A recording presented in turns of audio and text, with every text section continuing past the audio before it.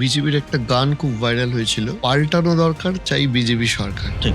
BJP সরকারে আসার পর কি কি পাল্টাতে পারে? প্রথম যেটা পাল্টানো উচিত বা পাল্টালো, যেটা হলো মানুষের মনের ভয়ের নানান কারণ। আগামী 5-10 বছরে বা অন্তত আগামী 5 বছরে বিজেপি তার বিরোধী শক্তি হিসাবে কাদেরকে মনে করছে? ইজ ইট তৃণমূল কংগ্রেস নাকি লেফট বা অন্য কোনো শক্তি? দেখুন, আমি পার্টিকুলারলি কোনো রাজনৈতিক দলের নাম করব না। হুম। যে শক্তি দেশ বিরোধী, ভারতীয় জনতা পার্টি তার বিরুদ্ধে, সে যে কেউ হোক, পশ্চিমবঙ্গের যে কোনো জায়গায় দাঁড়িয়ে উন্মুক্ত কণ্ঠে যেন বলতে পারে ভারত মাতা কি জয়।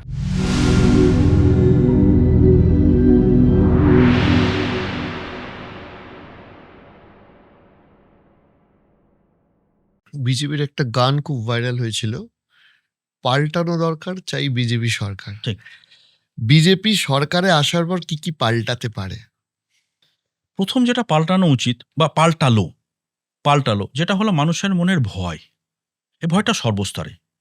আমি যদি আমার উলুবেড়িয়ার কথা বলি, প্রধান শহর, সেখানে মেয়েরা সন্ধ্যাবেলায় বেরোতে ভয় পেত। ভয়ের নানান কারণ। আমার জেলায় হয়তো অন্য কারণ, অন্য জেলায় অন্য কারণ। কিন্তু ভয়টা ছিল, সর্বস্তরে ছিল। সেখান থেকে একদম লার্জার ভিউ যদি রাখি, তাহলে ভয় পশ্চিমবঙ্গটা পশ্চিম বাংলাদেশ যেন না হয়ে যায়। তো একদম পাড়ার রাস্তা থেকে সারা রাজ্য পর্যন্ত যদি আমি চিন্তা রাখি, তার মধ্যে ভয়টা সর্বস্তরে গেঁথে গিয়েছিল। তো এই পাল্টালো যেটা, সেটা হলো মানুষের মন থেকে ভয়টা পাল্টালো। মানুষ বুঝলো না এটা আমার দেশ, এটা আমার মাটি। আমি এ দেশের, এ দেশ আমার। এই যে মানসিকতাটা, জাতীয়তাবাদী চিন্তাভাবনা, যেটা স্বাধীনতার পর থেকে দেশের প্রতি যে প্রেম, ভালোবাসা, দেশকে আপন করা, সমাজকে আপন ভাবা, এই যে মানসিকতাগুলো ছিল, সেগুলো একদম অবদমিত হয়ে গিয়েছিল। বিভিন্ন কারণ তার। আমি সে কারণ বিশ্লেষণ করতে যাচ্ছি না। সেইখান থেকে আবার বাংলার যে ঐতিহ্য, বাংলার যে মানসিকতা, সেটা মানুষ আ ভাবতে আর তাদের ভয় নেই। এই ভয়টা কাটলো। বাকি উন্নয়নমূলক কাজ, এখন আ উন্নয়নমূলক কাজ ভারতীয় জনতা পার্টি বিভিন্ন রাজ্যে বিভিন্ন রকম করছেন। পশ্চিমবঙ্গ করবে। আর সেইগুলো নিয়ে আমি আ বলার আমার কোনো দরকার নেই। এটা করবেই করবে। কিভাবে করেছে, কতদিন ধরে করেছে, এ যদি তথ্য নিতে হয়, আপনি অন্যান্য রাজ্যে দেখুন। ওইজন্য পশ্চিমবঙ্গের জন্য আমাকে আলাদা কোনো ফর্দ তৈরি রাখতে হবে, এরকম নয়। হয়তো পরিবেশ পরিস্থিতি আলাদা হতে পারে। কিন্তু মেইন মানে প্রধান বিষয়গুলো একই থাকবে। কিন্তু যে জিনিসটা পাল্টালো মানুষের, সেটা হলো মানুষের মন থেকে ভয় গেল। এই ভয়টা আবার আমি বলছি সর্বস্তরে কিন্তু, সর্বস্তরে। কিরকম? আমি আপনাকে বললাম যে সন্ধ্যাবেলায় যে মেয়েটি রাস্তায় বেরোতো, সেখান থেকে তার রাস্তার ভয় থেকে তার রাজ্যের ভয় পর্যন্ত। এই রাজ্যটাই চলে যাবে না তো? ভাবতে হতো আমাদের যে ঝাড়খণ্ডে বা অন্য উড়িষ্যায় কোথাও জমি কিনে রাখতে হবে না তো? যেভাবে পশ্চিম বাংলাদেশের দিকে এগোচ্ছিল, সেই ভয় আমি থেকে আমি মুক্তি পেলাম। আমি আমি আরেকটা বিষয়ে আসছি। সেটা হচ্ছে যে তৃণমূল মূলত অভিযোগ করছে যেটা, সেটা হচ্ছে বিজেপি বিরোধিতা করতে দিচ্ছে না বা ইত্যাদি, ইত্যাদি। যেরকম তৃণমূল আমলে বিভিন্ন সময়ে অভিযোগ উঠতো যে বিরোধীদের ফেক কেস দিয়ে দেওয়া, পুলিশ দিয়ে হ্যারাস করানো, কখনো কখনো আর্মস কেস থেকে শুরু করে ড্রাগস কেস ইত্যাদি দিয়ে দেওয়া। ইনফ্যাক্ট আমরা অনুব্রত মণ্ডলকে ওপেন দেখেছি যে হুম, গাঁজা কেস দিয়ে দাও বলে হুম, হুম। বলেছেন, ড্রাগসের কেস দিয়ে দাও বলে বলেছেন। বিজেপি এই যে ক্ষমতায় আসার পর বিজেপি যারা গণতন্ত্রে যে বিরোধী শক্তি আছে, যারা রাজনৈতিক বিরোধী রয়েছে, সেটা লেফট হতে পারে বা তৃণমূল হতে পারে, তাদেরকে এই বিরোধিতা করার কতটা স্পেস দেবে? তারা কি গণতান্ত্রিক, তাদের থেকে এই আচরণ আশা করা যায়?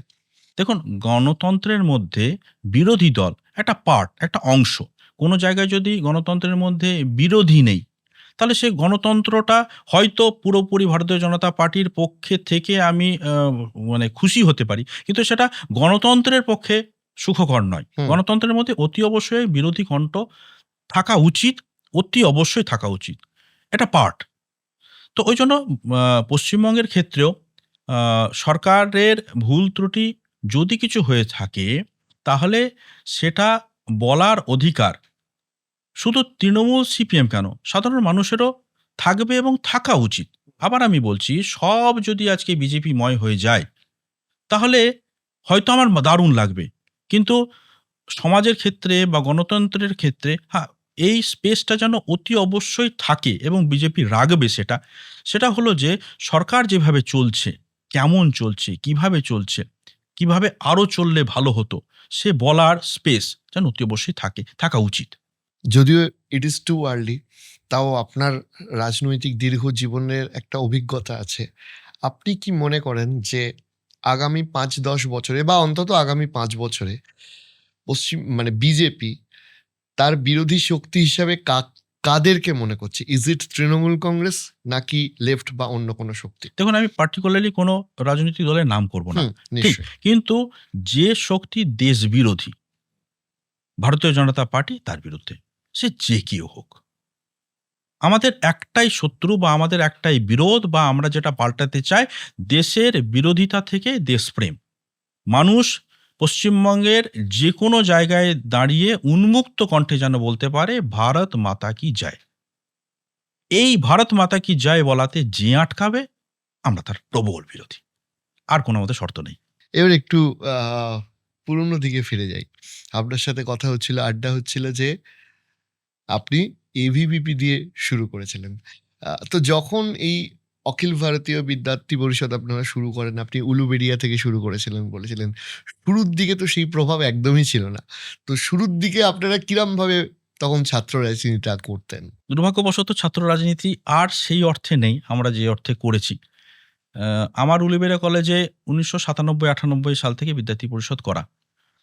তো তখন বিদ্যার্থী পরিষদ 1টা 2টো 3টে সিট জিততো উলুবেড়িয়া কলেজে।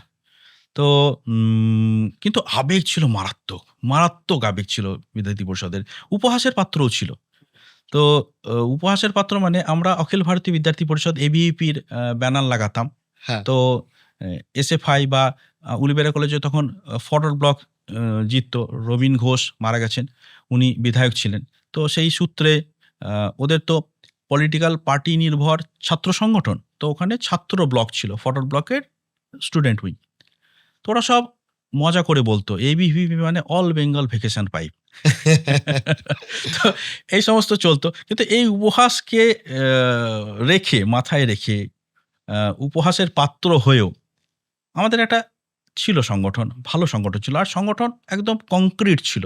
একে অপরের প্রতি প্রচণ্ড বিশ্বাস ছিল, আন্তরিকতা ছিল, এবং আমরা এই জাতীয়তাবাদী চিন্তাভাবনা কলেজে কলেজে কিভাবে ছড়ানো যায় পুরো হাওড়া গ্রামীণ এলাকায়, Uluberia college, Bagnan college, Shyampur college, Jagatballavpur college, এরকম সমস্ত কলেজেই আমরা যেতাম। আমার মনে আছে তার মধ্যে জয় আমরা কিঞ্চিৎ পেতাম, কিন্তু প্রচেষ্টা আমাদের কিন্তু সেই স্তরেই থাকতো। 1টা 2টো আপনাকে মজার গল্প বলি।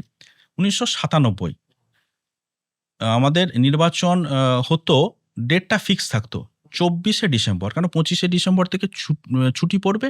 তাহলে নির্বাচনের পরে যদি, এখন এই টার্মটা সবাই মাথায় চলছে সবার, পোস্ট পোল ভায়োলেন্স, তো ওই পোস্ট ইলেকশন কিছু যেন না হয়, ওই জন্য কলেজ রাখতো যে 24শে ডিসেম্বর ভোটের রেজাল্ট বেরিয়ে গেল, তারপর থেকে একদম 2রা জানুয়ারি পর্যন্ত ছুটি বা 1লা জানুয়ারি পর্যন্ত ছুটি, তারপর ওটা চলবে। তো ঠান্ডা থাকতো, প্রচুর, প্রচুর ঠান্ডা। আর রেজাল্টগুলো সব বেরোতে একদম রাত্রি 8টা 9টা 10টা বেরোতো। তো মনে আছে আমার, সব সিটেই হয়তো আমরা এগোচ্ছি, পেছোচ্ছি, কিন্তু জিত আসতো না, কখনোই জিত আসতো না। আমরা একটা উলুবেড়িয়া কলেজের সামনে একটা পুকুর ছিল, পুকুরটার চারিপাশে আমরা দাঁড়িয়ে থাকতাম, বিভিন্ন সেকশন থাকতো, এখানটা এবিপি দাঁড়াবে, এখানটা এসএফআই দাঁড়াবে, সিপি দাঁড়াবে, এসবি দাঁড়াবে। এখন এই সমস্ত ছাত্র সংগঠনের নামগুলো হয়তো ছাত্র সমাজ অত জানে না। তো হঠাৎ করে দূর বিল্ডিং, আমার মনে আছে, দোতলা থেকে দেখালো যে হয়তো জিতে গেছে। তারপর সে বেরোলো ছুটে যে জিতে গেছি একটা সিট। তো আমরা যারা আনন্দে কি করব বুঝতে পারছি না, কিছু ছেলে প্রথম সিট মানে তো বিশ্বজয় করে ফেলেছি। আলেকজান্ডারও বোধহয় অত খুশি হয়নি যত আমরা একটা সিট জিতে গেছি। মেয়েরা যারা ছিল ছাত্রী, তারা কাঁদতে লাগলো, তারা সব অঝোরে কাঁদছে খুশিতে। আর প্রথম একটা সিট, এবং ক্লাস রিপ্রেজেন্টেটিভ, এবং ছেলেরা ছিল কি করবে বুঝতে পারছে না, ওই ঠান্ডা পুকুরে ঝাঁপ দিয়ে দিল, তার আনন্দে। তো উপহাসের পাত্র ছিলাম, কিন্তু তারপর উলুবেড়িয়া কলেজে আনন্দে শীতকালে পুকুরে ঝাঁপ, শীতকালে রাত্রি 9টার সময় ঠান্ডা জলে পুকুরে ঝাঁপ। মেয়েরা কাঁদছে আর ছেলেরা আনন্দে পুকুরে ঝাঁপ দিচ্ছে। এই দৃশ্য আমি দেখেছি। ঠিক আছে? তো এই ছিল আবেগ, মারাত্মক আবেগ। আর কিছু ভালো জিনিস করার জন্য ১ম শর্ত হলো তীব্র আবেগ থাকা চাই। সেই আবেগটা আমাদের সবার মধ্যে ছিল। কিন্তু শুধু রাজনীতিতে আবেগ আমি ওটাই জিজ্ঞেস করছিলাম যে এবিভিপি থেকে পলিটিক্যাল প্রাজ্ঞতা আসার পর কি বুঝলেন যে পলিটিক্সে আবেগ বা ইমোশনের গুরুত্ব কতটা আর এই মাথা কাটানোর গুরুত্ব কতটা? না, হৃদয় আর মস্তিষ্কের যে দাঁড়িপাল্লাটা আছে, তার মধ্যে ছাত্র রাজনীতি বা বিদ্যার্থী পরিষদের সময় ওই হৃদয়ের দাঁড়িপাল্লাটা অনেক নিচে থাকতো। মস্তিষ্কে থাকতই না। কেন করবো? এর ভবিষ্যৎ কি? করে কি হবে? আমি ১৯ বছর বয়স ছিল, তখন আমি অ্যাটেম্প্ট টু মার্ডার কেস খেয়েছিলাম।